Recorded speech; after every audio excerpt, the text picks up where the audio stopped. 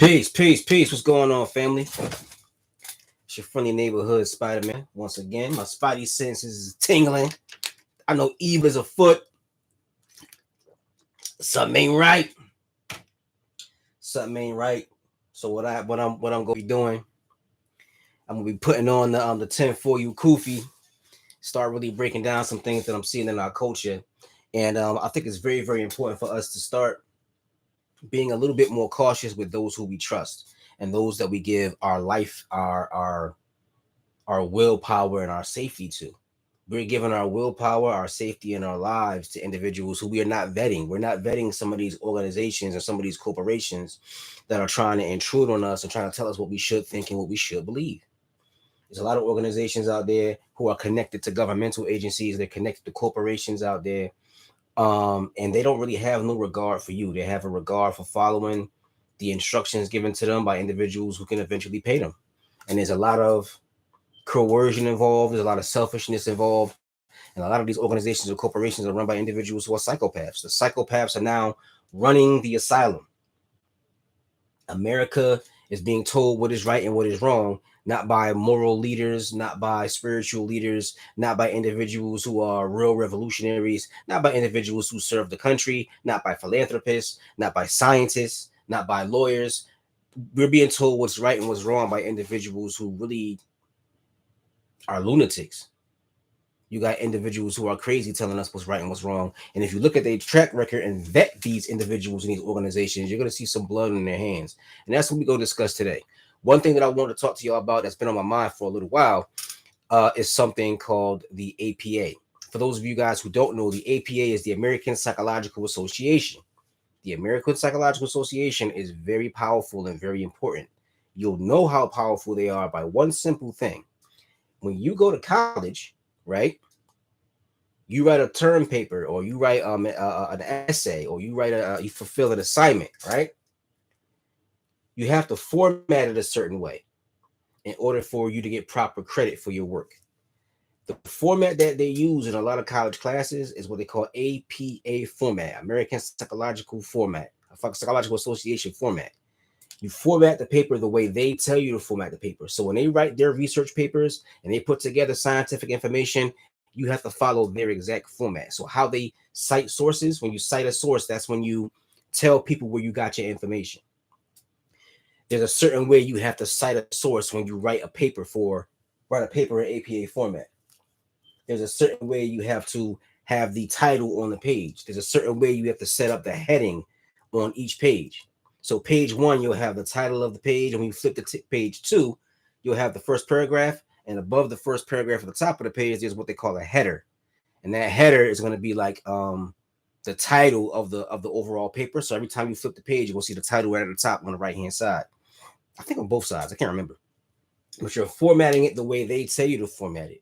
Why? Because the American Psychological Association is one of the most respected scientific organizations in the country. So for individuals who are being taught how to think scientifically and how to research, you're going to do it how they say do it. Now, I believe that there should be a universal pattern that people seek out information, so to make sure that everybody's credentialed, to make sure that everybody knows what they're talking about, and to make sure that people are researching properly. I get that. I understand that.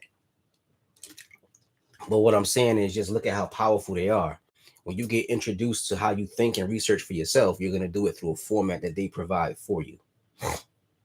When people are having conversations about homosexuality, is homosexuality normal? Is it natural? Is it accepted? Is it not accepted? We accept it in our culture. Why? Because the APA said we should.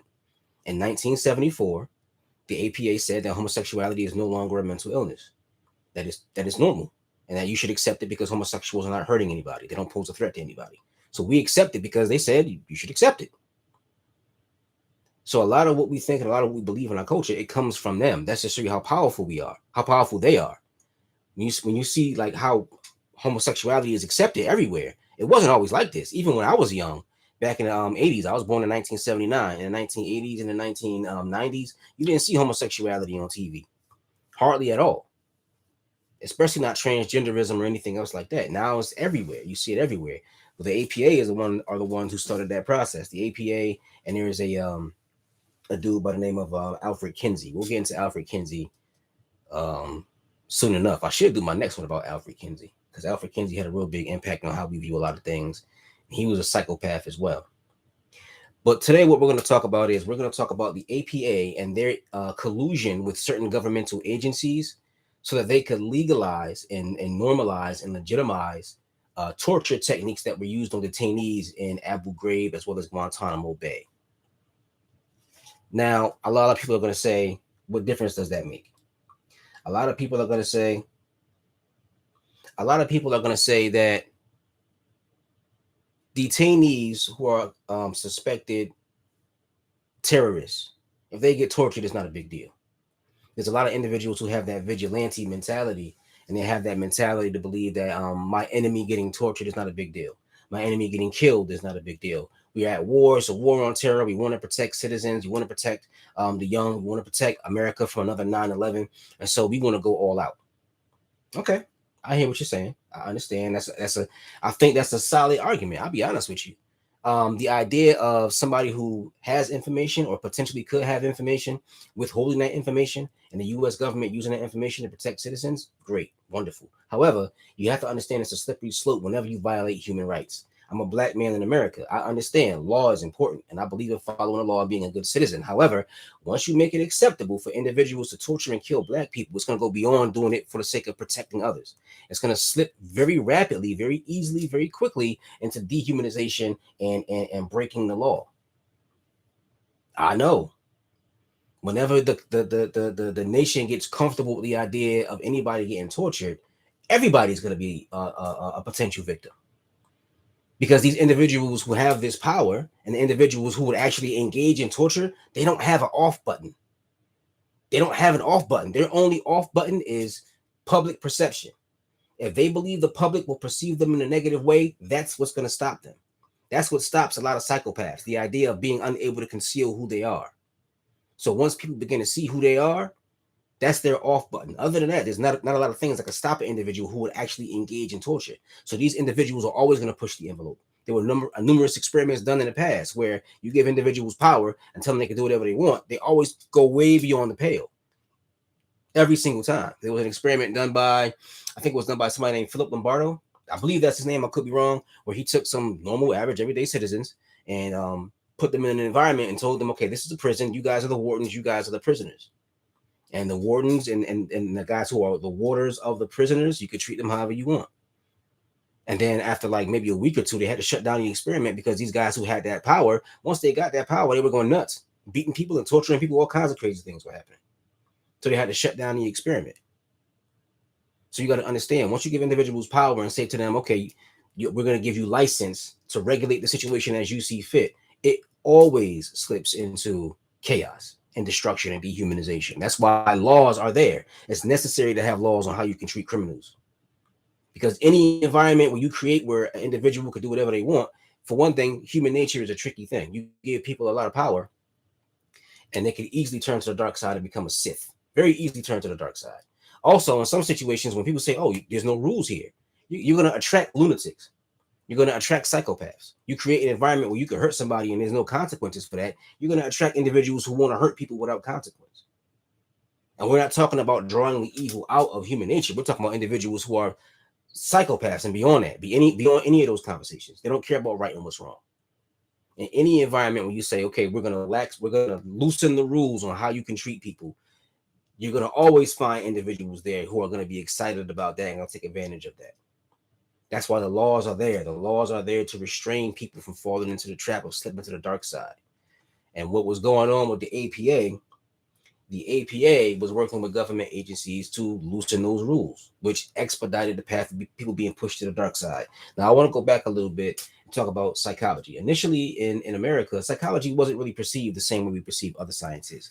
Mathematics, engineering, biology, those are hardcore sciences.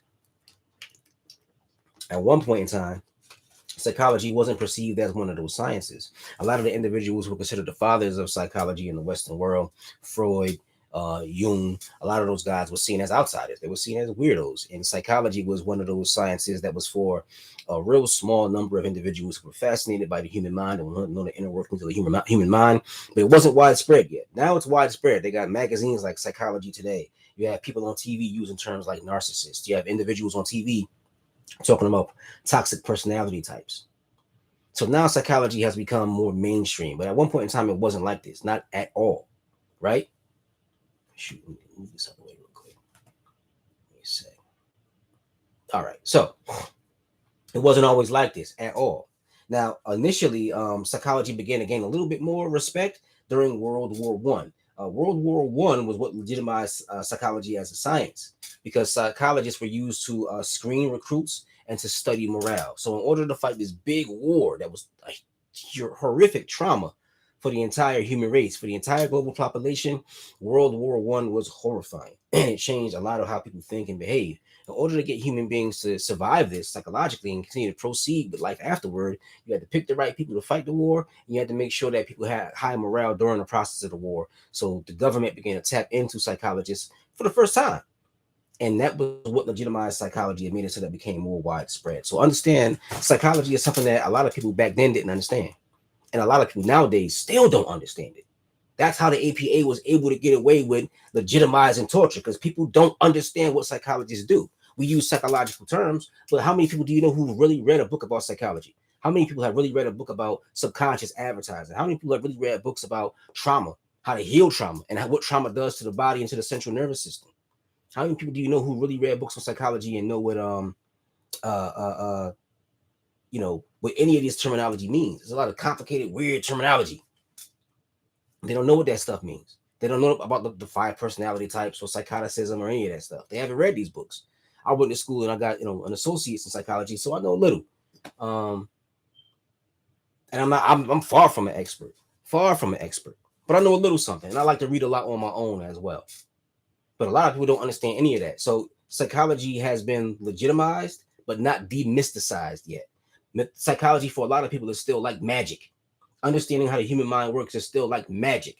So a lot of individuals get manipulated and don't realize they're being manipulated. It's like a magic spell to them. Like people don't understand how magic works. They don't understand how the human mind works. So the APA still has a tremendous amount of power because even though they've popularized psychology, they haven't demystified it as of yet. And I don't think anybody has any intention of ever doing that. How can you have a profession that you demystify? People have these different professions because every profession has a certain era of mysticism to it, a certain aura of mysticism to it. A truck driver, to somebody like me, it's like, well, how did he get these skills? If he comes to me and demystifies it and says, no, it's easy. All you have to do is this, and this, then, more people are going to want to do it and he's going to threaten his own profession.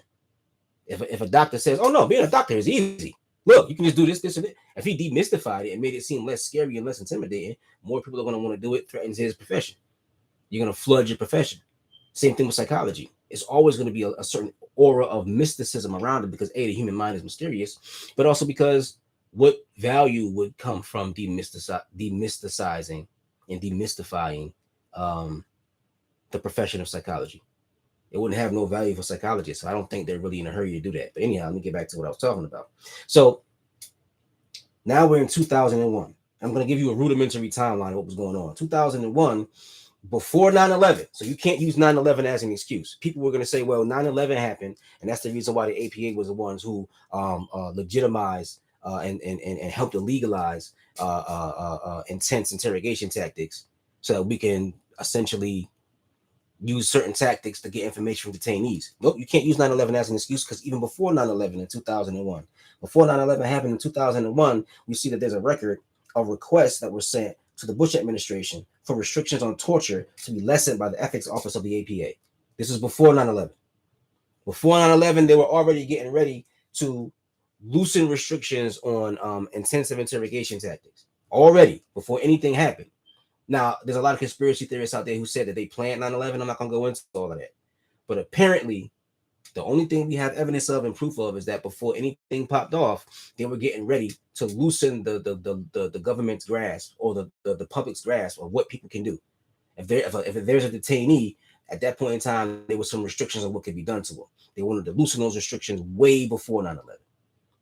And the earliest I could see and the research that I did was in 2001 before 9/11, but I'm quite certain that there was some even deeper than that. But I won't go into that because I ain't find no evidence. If anybody who wants evidence of any kind of malfeasance, you want to know my sources, I had a few sources, but the number one source that I want to point to is there's a whole report about what was going on between the APA and the U.S. government called the Hoffman Report. It was an independent report done by Anthony Hoffman. It's 500 some odd pages. You can find it right online. Just type in the Hoffman report. It's a lot of dirt in there, and it's very, very detailed. So if you don't have the patience to go through every single detail, there's a table of contents. You can just skip down to what you want to read. But as I mentioned, 9/11 can't be an excuse. 9/11 is not an excuse because before 9/11, there was something going on in the U.S. government where they were trying to loosen restrictions on what can be done to detainees and how you can get information from detainees. Now, you might ask the question, why were psychologists involved anyway? Psychologists were involved because they want to make sure that what's happening to these detainees, as the people who are detaining them, the legal government, the enforcers at Guantanamo Bay and other prison sites around the world, they want to make sure what's happening to them is ethical. The psychologists are there to make sure what's happening to them is ethical, that you're not putting them in any mental risk, that you're not putting them in physical risk, and to make sure that you're not doing no permanent psychological damage to them. So that's why the psychologists were involved. But another reason why the psychologists were involved is because the U.S. government was actually trying to go to another agency, the American Psychiatric Association. The American Psychiatric Association is different from the American Psychological Association. Psychiatry and psychology are related, but they're different. The American Psychiatric Association was asking too many questions. The American Psychiatric Association was, they had doubts and they didn't want to go along with what the government was asking them to do. And they were asking, like, hey, why do you want us to do this? They were asking too many questions. They were getting too involved. So the American government started leaning more towards the American Psychological Association because they was gung-ho. They was ready to rock and roll. So when the government was saying, we want to loosen restrictions on intensive interrogation techniques, enhanced interrogation techniques, the American Psychiatric Association was saying, yeah, we ain't with that. We don't see no logical reason why you should do that. The American Psychological Association said, let's get it. Now, anyhow, at that point in time, all complaints in regard to mistreatment of prisoners who were detained in Guantanamo Bay, Abu Ghraib, other sites around the world, any complaints about how they were being mistreated had to go to an ethics office. Stephen Banky was head of the ethics office of the APA at that time, right? So he was Stephen Banky. Remember that name, Stephen Banky. Stephen Banky was the one who was in charge of the ethics office. However, he was also on the payroll for the DOD, the Department of Defense. So you had the U.S. government who was saying we need these restrictions loosened or removed. The American Psychological Association had an ethics office. The person who worked at the ethics office was being paid by the United States government. So that right there lets you know that there's a collusion going on. How can you say we need you to make these changes in your organization, but the person you're asking to make these changes works for both organizations? They work for both organizations. They're getting paid by both organizations. So obviously, in a way, in a roundabout way, or in a very direct way, this individual is being paid to do what the U.S. government is asking him to do, as opposed to trying to stick to the ethics of his corporation, the ethics of the organization he worked for, the ethics of the APA were already in jeopardy because you're working for both departments. You're working for the Department of Defense, U.S. government, and working for the APA. So the Department of Defense and the U.S. government, whatever they ask you to do, they're paying you. It's a real good possibility you're going to do what they ask you to do. You're not going to be thinking about whether or not it's ethical, even though you work for the ethics office and you're the head of the ethics office. If you're getting paid by both sides, you understand what I'm saying? Now, the Justice Department, they were arguing that due to the involvement of APA, their interrogation tactics were not torture. So because the APA was involved with the Department of Justice, and not only that, but somebody who was the head of the ethics office at the APA was involved. They said that if we use enhanced interrogation techniques on our detainees, it's not torture because look, we got a psychologist right here. So they were utilizing the psychologists and the APA as a means of legitimizing what they were doing. Whether or not what they were doing was ethical was not the question. They were saying, look, we already got psychologists here. So what we're doing must be ethical. You see what kind of lame roundabout reasoning that is? What we're doing can't be torture because we have a psychologist here. Just because you have a psychologist there doesn't mean that what you're doing is not torture. But that's the argument they were using. What we're doing is legitimized because we have psychologists here. They were using the APA, the American Psychological Association, as a means of throwing a stone and hiding their hand. This is like I was saying. This is the reason why when the APA say something, they start knocking on that door, telling us what we should think and what we should do. I am not going to take it as gospel. I'm an individual who I am college educated, and one of the most important things I learned in college was how to research. A lot of people don't know how to research, and a lot of people don't know how to identify a legitimate source of information. It's a lot of information out there. A lot of individuals could tell you anything. If you go on the internet, you'll find individuals who make all kinds of claims without any kind of proof or evidence, and they won't show you how they came to their conclusions, and they won't cite their sources. But a lot of individuals will just believe it because a lot of individuals were not taught how to research. And so a lot of individuals, when the APA says something, they're not going to question it. And if you're a citizen, you might feel intimidated by such a strong and powerful organization. You might feel like, well, I can't do nothing anyway. They're smarter than me, and you're going to follow your orders. A lot of individuals see themselves, see Americans as these rebellious, strong willed people who can't be broken. Honest truth of the matter is, a lot of people are already been broken. We live in a consumer culture where your food is drugs. Should they give you sugar? That's a drug. They put chemicals in your food. That's a drug. That's why they have the Food and Drug Administration.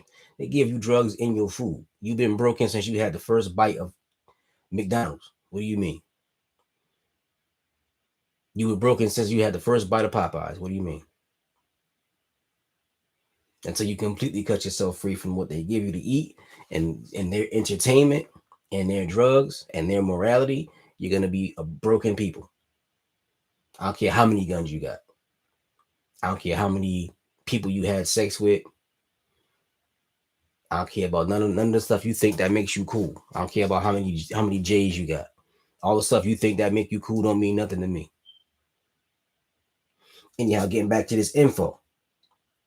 So we all know 2001, 9/11 occurred during the Bush administration.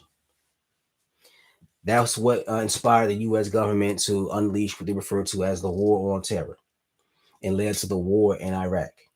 And basically a war throughout the Middle East because it was not just a war in Iraq. It turned into a war in Afghanistan and a few other places. I think we had conflict in Syria. There's a few places over there where we had conflict with, and it all got sparked and justified by 9/11. That marauding murder spree was justified by 9/11. So after 9/11, right, you had the United States government who were detaining suspected terrorists and detaining terrorists. They had them at Abu Ghraib. They had them at Guantanamo Bay. They had them there for a few years. Everything was going smooth. There was a few complaints from some people in the some people in the public.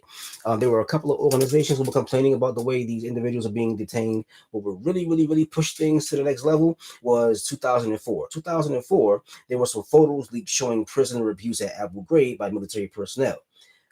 Bush strives to save the interrogation program. So you guys remember these famous pictures of individuals being tortured, and you can look them up online. I was going to show them. I was going to do like a Zoom thing and record it on Zoom and then upload it. And I was going to put photos, but the photos were just too extreme. You can look them up online, and you know they're extreme because when you look them up online, they're blurred out, and you have to actually click a button so you can have permission to see it, or you can give the computer permission to show it to you because it's extreme. You're gonna see crazy stuff in it. You're gonna see. I saw one where it was a dude. They had stripped him naked and had him running down this hall. And there was like a dog. They had some dogs with him, so the dogs is barking. Dude is standing there naked. You got like 3 or 4 different officers standing there with guns. That's psychological torture. You standing there naked with a wild animal in front of you barking. It's terrifying. I saw one where it was a dude laying on his stomach, and it was an officer who had put something on the guy's back, and they was laying on top of the thing on the guy's back like he was chilling and relaxing, while this dude is underneath his chest being crushed. But of course, the dude was naked. A lot of the torture you saw, you would see these military personnel strip their detainees naked. So it wasn't just an issue of physically hurting these individuals; it was an issue also of humiliating them. They wanted to humiliate them. I read years ago that one thing that they were doing, they were forcing feeding tubes down people's throats because a lot of these brothers would say, you know what, I don't want to be here. I'm just going to starve myself. And so they said, no, we can't do that. So they would, just like back in slavery, they would knock people's teeth out and put the feeding tube in. Same thing with these dudes who were in Abu Ghraib and Guantanamo Bay. They would force a feeding tube down your throat. Force a feeding tube down and force you to take nutrients and force you to eat. They don't want you to have a choice to just not eat because they're being tormented. They found a way to make feeding you torment too. And of course, one of the things that I read that was the most shocking is the fact that they would strip these guys naked and force them to engage in simulated homosexual acts. So imagine you're a Muslim, you were raised in a strict Muslim environment, and then you're around these Westerners, these white Westerners. They strip you naked in front of another man, and then force you and that other man to like act like y'all humping each other because they don't want to just physically torment you. They want to psychologically and emotionally torment you. Essentially, they want to make you feel like you've been abandoned by God, and they want to put that into your brain that they got more power than your God. This is the kind of stuff that the APA was trying to assist the U.S. government sweeping under the rug. June 4th, 2004, the CIA director George J. Tenet signed an order suspending the interrogation program due to concerns over its legality and its ethics. So it was so shocking that in 2004, the CIA said, we're going to shut this program down for a little bit. They were still trying to save the program, but they were trying to figure out some kind of way to save it and make it look a little bit better. And then in 2005, there was a something called PENS, PENS, which stands for, and this is ridiculous, the Presidential Task Force on Psychological Ethics and National Security. So the T and the F, when they came up with the acronym PENS, they just took the T and the F out of there, but that's okay. Presidential Task Force for Psychological Ethics and National Security, an association committee, says it's appropriate for psychologists to remain involved in interrogation. So 2004, they suspended the program. There was a report that came out that in 2005 that said, you know what? We looked at it and we realized it's appropriate for our psychologists to keep doing what they was doing. So all the public outcry, and not only public outcry, I'm not trying to demonize the whole APA, because there were individuals in the APA as well who were voicing their concerns about this. The APA had a lot of individuals who were in the higher ranks who were involved in this, but there was a lot of psychologists, intelligent, well-respected psychologists, who were saying, "Yeah, no, we're not. I'm not advocating this. What is this?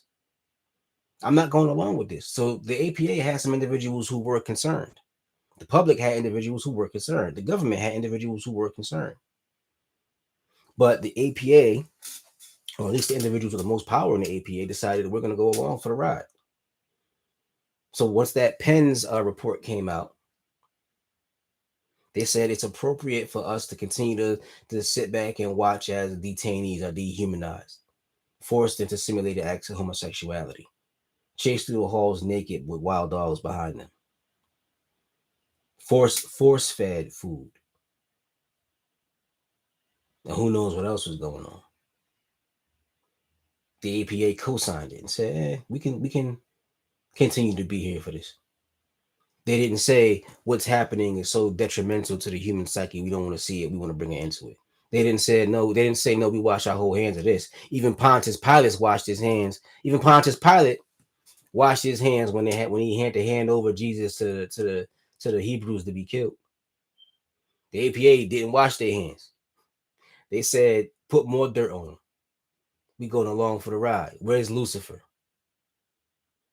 Where's Lucifer? We want to hang out with Lucifer. We want to be on that side. We want to go Sith. We want to go full blown Sith. So individuals who get their information and their morality from the APA, I'm warning you. I'm warning you to the best of my abilities. You can't trust all these individuals. These individuals who you think have more morals than you, because they claim to be scientists. They don't mean nothing. These individuals who are giving you morality, these individuals are in many instances psychopaths themselves. These individuals are insane. I'm gonna teach y'all about Alfred Kinsey soon. I think I'm gonna do that next week. I'm gonna put that on my list of who I want to talk about and who I want to discuss. I got a couple of ideas of what we're gonna discuss next week. One of the ideas is, let's talk about Alfred Kinsey. Let's do that. But you got to understand and realize that these individuals who claim to be more moral than you, they devils. So when they tell you something is right, don't automatically assume that something is right. If they tell you that it's okay for individuals to come into classrooms and teach your kids about pornography and sex and homosexuality and bisexuality, do your research. Come up with a well-informed decision. Don't just take their word for it. Don't just take their word for that nothing's happening in these classrooms. I've seen pictures of what happens in these classrooms. A lot of it is inappropriate. And I'm not saying that because I'm homophobic or bashing anybody. I don't care how you live. I want everybody to live at peace. But what's happening in these classrooms, a lot of it is inappropriate. A lot of what's happening in classes in schools around America is inappropriate. So you can't take your moral cues from these individuals because these individuals sold a soul and barely had to get pushed to do it. They barely had to get pushed. That's the thing. There wasn't no heavy duty pressure from the US government on them. The US government wasn't calling them out in public. The US government wasn't trying to pull a funding. The US government wasn't trying to they just said, hey, come along for the ride. Like if there was some kind of proof, some kind of evidence that behind closed doors they was doing all kinds of illegal foul stuff to get them to do that, that's one thing. But there's no evidence of that. There's no proof of that. But there's a lot of proof that there was collusion between both parties, between the U.S. government, agencies in the U.S. government, like the CIA and the APA, working together in harmony. And there was no coercion. It was only collusion. Don't let people tell you what's moral. Don't let these individuals who are lunatics try and convince you that a certain way of living or of thinking is normal and moral. Look at the state of the United States of America and you tell me if this is normal. School shootings everywhere, ridiculous rape culture, the dehumanization of black people. You tell me if this is normal. You tell me if this is what you want. You tell me if your spirit and your soul feel at peace here. You tell me if this feels like home.